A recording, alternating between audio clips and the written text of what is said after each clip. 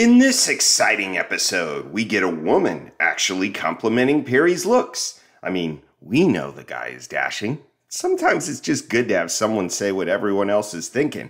Perry, you're looking good. That's no myth. It's Perry Mason, Season 3, Episode 17, The Case of the Mythical Monkeys.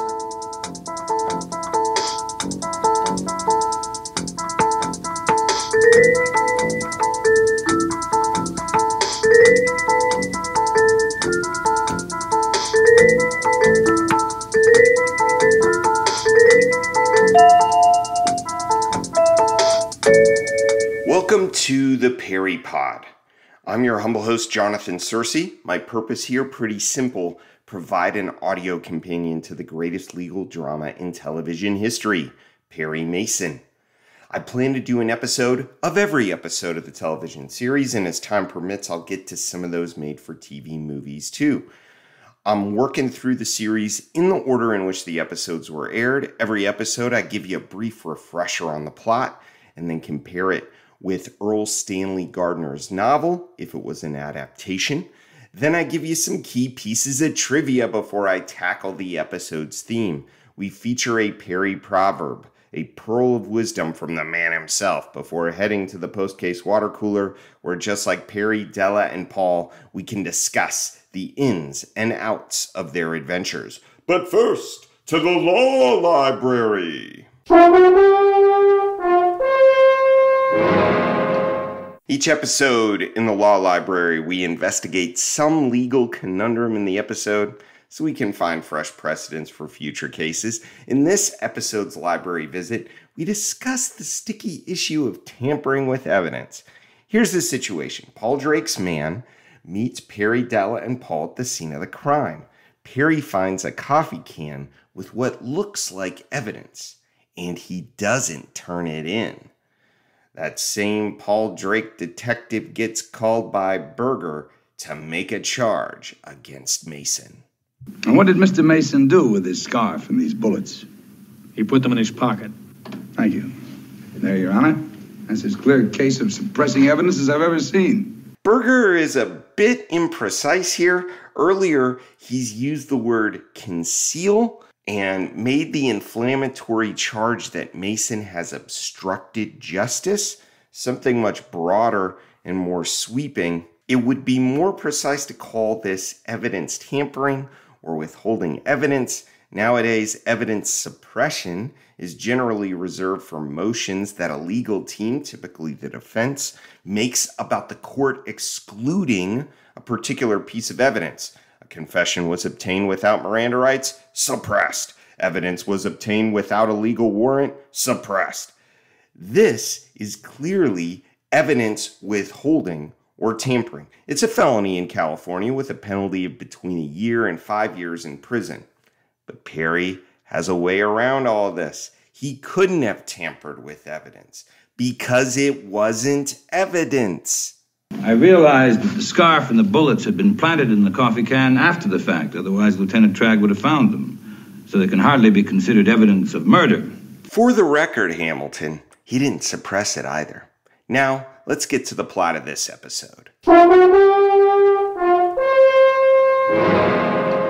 The Case of the Mythical Monkeys. It was a dark and stormy night, and on that said night, we meet our future defendant, Gladys Doyle, running through the rain toward a cabin at 3 a.m.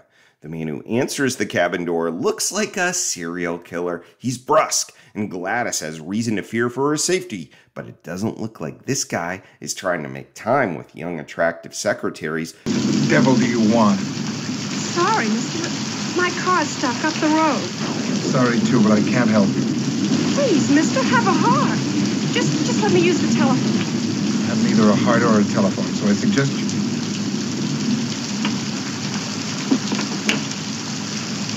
I guess you better step inside after all. Though Gladys is young, attractive, and the secretary for best-selling novelist Mavis Mead. Say that 5 times fast. No, this guy's problem is that he leaves Gladys Doyle alone in the cabin with a corpse. As for Mavis Mead, author of Chop the Man Down, she's got problems of her own. One problem, someone's been ransacking her apartment, taking stuff out of her safe. The second problem is that her lawyer, Gregory Dunkirk, is busy taunting her rather than defending her. Some legal help this guy is. If you didn't do it, you had it done. I deny that. But what's it matter after all? The damage is done. They're all gone now. The names, the places, the times, the dates, the photostats, the photographs, all the little things you like to use for insurance policies, Marvis. I'll get more. When Gladys Doyle comes by to tell her boss about the body in the cabin, Gregory Dunkirk calls in mob reinforcement. And Gladys, for her part, goes to Perry. Perry rings up Trag, and now that wheel of justice she is a-spinning. Yeah, well, how do you happen to know all this? Through a client, Lieutenant. Yeah, professional privilege. Well, we'll look into it. Yeah.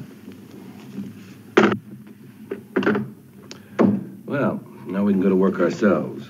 The hiccups start coming quickly. Gladys had been out at Mavis's bidding, giving an interview to Edgar Carlisle, but when Perry follows up on Carlisle, it turns out the dude's been dead for like 2 months. Edgar passed on 2 months ago after a long illness. I didn't know. I'm sorry to have disturbed you, Mrs. Carlisle. Miss Carlisle, Edgar was my brother.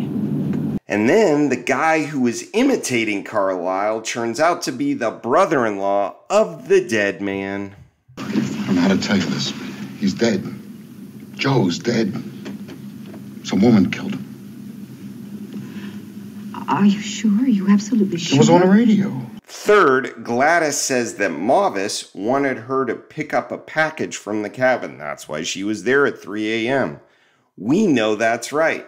But now Mavis denies the existence of such a package. Well, I'd like to know something about that package you wanted Gladys to pick up for you. Package? I didn't ask her to pick up any package. Did she say I did? Let me ask you something else before I answer that. And fourth, the old serial killer cabin boy shows up and threatens Della, but also gives her evidence? Don't scream. I won't hurt you. Just keep your back towards me. Where's Mason? He's out of town. Are you his secretary? Yes. And take this for him. No, you don't. Tell him it used to belong to Mavis Meade. Paul puts one of his operatives on the case. The PI discovers the dead man's identity, Joseph Manley, a low-level Las Vegas operator. The PI also scopes out the murder scene, and when Perry comes to see it, they discover a coffee can with a scarf and shells in it. The scarf, it's got the titular monkeys on it. Perry bags it and then defends Gladys's reputation. The cabin she wandered into had been rented under her name. It appears to be a love nest for someone and Joseph Manley, plus a way station for ill-gotten loot making its way out of the country. And then while cooling his heels at lunch, Mason catches a break and catches cabin boy, i.e. Richard Gilman, federal agent. As I understand it, you're investigating the transfer of some rather large sums of unreported gambling winnings from a Las Vegas group to an agent here in Los Angeles. That is correct, yes. What's the purpose of the transfer? To dodge paying an income tax on it.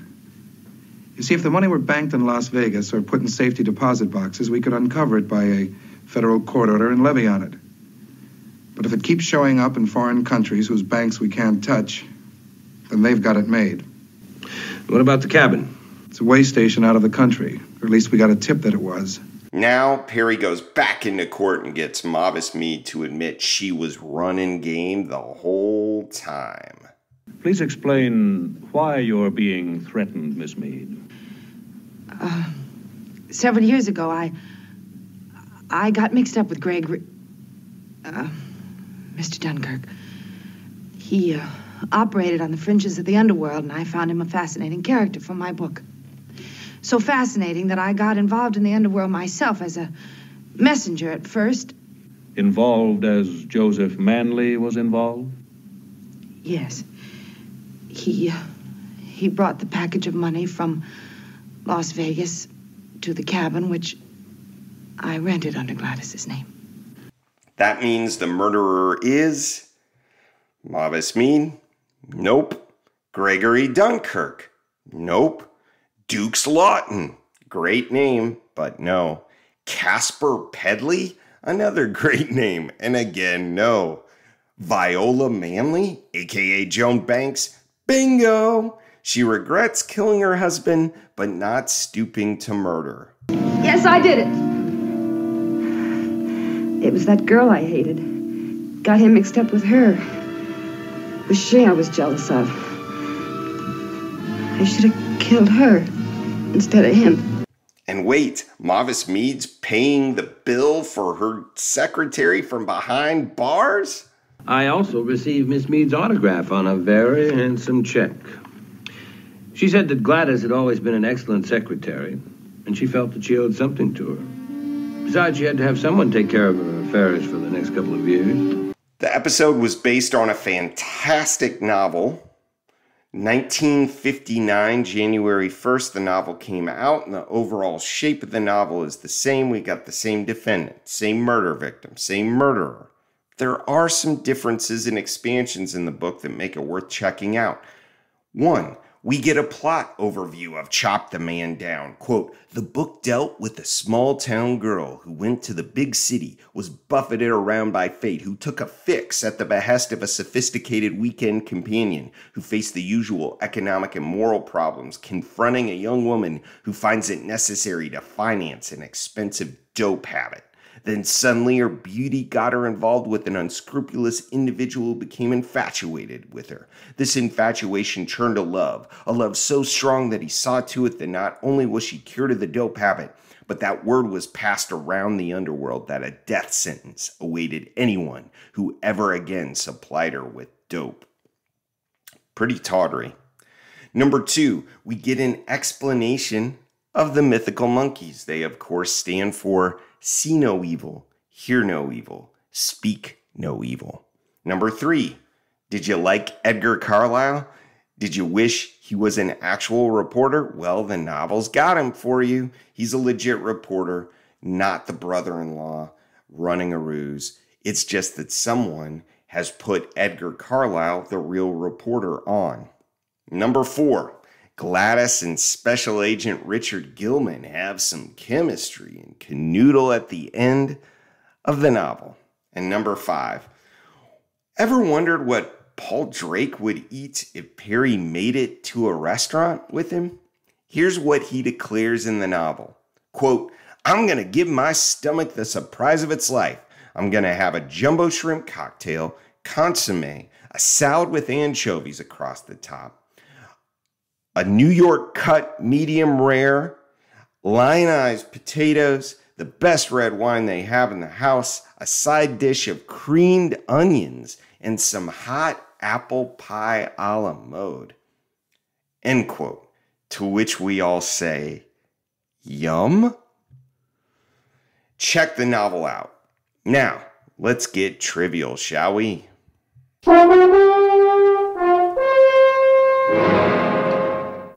Each episode in our trivia section, I give you 3 takeaways. A Paul is a subject worth investigating more. A Della is something about a particular actor or actress in the episode. A Perry is something we learn about our intrepid hero.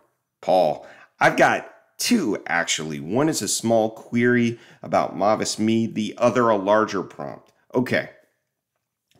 Mavis Mead is going to jail for a couple years at the end of the episode. Here's the Paul prompt. What for? Perjury? Income tax evasion? What do you think? Here's the larger one. We get 2 close-ups, visual neon signs pointing to this really strange dish Della is eating at the restaurant when they get the call from Richard Gilman that leads to his identification. I want more info about it because I have no clue what she's eating. It doesn't really look good. It looks like egg yolks. I'm not sure. What say you? What is the mysterious dish that Della's noshing on? Our Della could only be the inimitable Beverly Garland, Mavis Mead herself. Now, who might you be, stranger? Here's 10 about Bev. Number 1, she was born Beverly Fessenden in 1926 in Santa Cruz, California, before her family moved to Glendale, CA. Number 2, she attended high school in Phoenix, then moved back to Glendale, where she was a staple in the summer stock theater cruise. Number 3, her first film appearance, 1950, the noir classic DOA, as a secretary. I know her from 3 Roger Corman movies she made in the 1950s that all eventually made their way to Mystery Science Theater 3000, where they were ridiculed mercilessly. Gunslinger, Swamp Women, and It Conquered the World. Number 4, her real career in television. In the late 50s, she was the first woman to play the lead role as a policewoman, the series Decoy. Number 5, by the time she was transitioning into situation comedies with Bing Crosby in 1964, she'd racked up 200 TV appearances. According to an interview from that year, playing Bing Crosby's wife was the first time she'd actually played a wife in all those appearances. That's funny because her big TV role at the end of the decade was as Fred McMurray's wife on My 3 Sons. She was the remarried wife. Number 6, in real life, Garland was married to Richard Garland in the early 50s, but after they divorced, she kept his last name. Fessenden doesn't have a great ring to it. Then she got married in 1960 to real estate developer Fillmore Crank. Really, folks, you can't make up a name like that. The couple had 4 children, 2 of their own, 2 from Crank's previous marriage. Number 7, she got her Hollywood Walk of Fame star in 1983 for her contribution to television. Number 8, Beverly Garland's Holiday Inn, a North Hollywood mainstay. She and Fillmore got the land from Gene Autry. She got advice, she claimed, on how to run it from baseball manager Casey Stengel. Another weird detail. 1990s estimate said that the place raked in $10 million a year. Still exists. Number 9, after her acting days were done, Beverly was still involved with the North Hollywood Tourism Board. Pretty good spokesperson, I would say. And number 10, Beverly died in 2008 at age 82 after a long-term illness. Perry, as you can hear, I've got a cold because I had some emotional solidarity with our man who has a cold, though nobody's talking about that. Wonder why. Miss Doyle is employed by Mavis Mead, the woman who wrote Chop the Man Down. The most important thing, though, the guy's looks. Mavis Mead testifies. You believe her if you want to. I will, too, if it means getting along with you. You're, an attractive man, Mr. Mason. Who are we to argue? The theme for this episode is denial. Not just a river in Egypt. Sure, hear no evil, see no evil, speak no evil. That's good advice if you happen to live in a vacuum. But if you're living in Perry's world, it's certainly not enough to close your eyes, ears, and mouth. Won't get innocent people like Gladys Doyle off. Nope, that requires you to see, hear, and speak the truth. We know what Gregory Dunkirk would say. I'm advising Miss Mead not to answer any further questions. And there we have it. Dunkirk versus Mason. 2 attorneys, 2 different kinds of clients.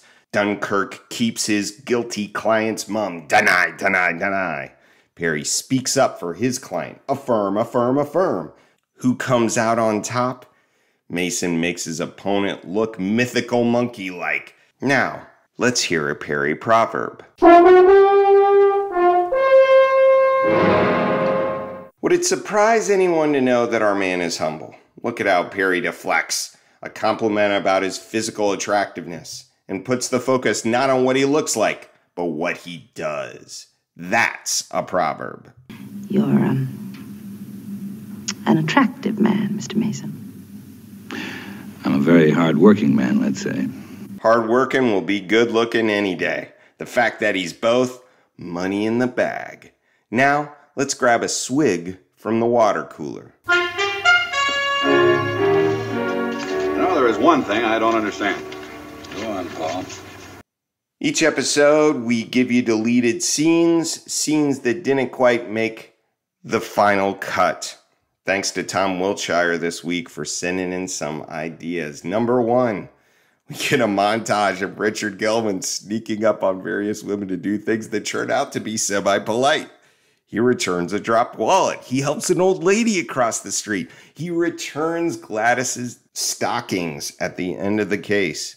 Number 2, Mavis Mead tries to chain smoke in the courtroom, and the judge taps his pencil and tells the bailiff, the guy who's got the Wayne Newton bouffant, to stop that woman.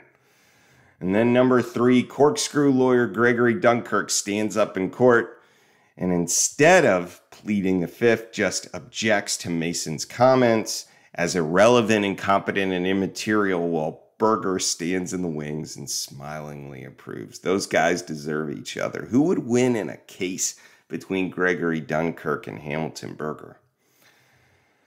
The Paul prompt from our previous episode concerned California oil booms. Here's what I found. In 1903, California became the leading oil-producing state in the U.S. and traded the number 1 position back and forth with Oklahoma through the year 1930. And as of 2012, California, still the nation's 3rd most prolific oil-producing state, behind only Texas and North Dakota. There are a number of LA-adjacent oil rigs. I couldn't find a precise 1960 oil strike, but it appears such strikes were a regular occurrence. Now let's hear from our listeners in our letter section. Loyal listener Tim Cree writes in to share his thoughts about Charlie Houston. Namely, he thinks the guy looks like Peter Gabriel. Great point, Tim, but could it be that similarity is only in your eyes? Oh boy, groan. I deserve the sledgehammer for that one.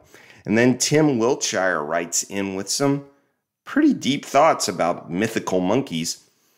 He says that the novel is one of his favorites. A great scene is when Mason pulls the rabbit out of his hat to defeat Berger's charge of withholding evidence. Regarding the scarf and the bullets in the coffee can, he declares in court he has more faith in Tragg's work than Berger has. Really good. And then about the episode, he says, this is one of the rare episodes when the victim is seen but has no lines because he's already dead. Great point. It's interesting that 2 sets of evildoers simultaneously attempt to frame 2 different people for the same murder. Another great point. And then I love this. He gives us a deep dive on income tax evasion. Money laundering by the gambling syndicate seems more logical and probable when one considers the 1959 top federal corporate tax rate was 53% on profits in excess of $400,000. Personal tax rate was an astonishing 91% on top earners making over $200,000. Surprising numbers for Ike's Republican administration. Most Americans today have no idea that federal income taxes on top earners range from 79% in 1940 to 91% in 1959. I certainly didn't know it, Tom. Great stuff. Thank you. As always, I'd love feedback about this particular episode or the podcast in general. Was there something you'd like to comment on or correct? You can email me at theperrypod@gmail.com. And you can listen on Spotify, YouTube, and iTunes. Join us next time when we get the final Earl Stanley Gardner adaptation of Season 3, and we get some hot gun shuffling that just might put Perry out of commission. It's the case of the singing skirt. Until then, this is Jonathan Searcy saying, keep on walking that Park Avenue beat.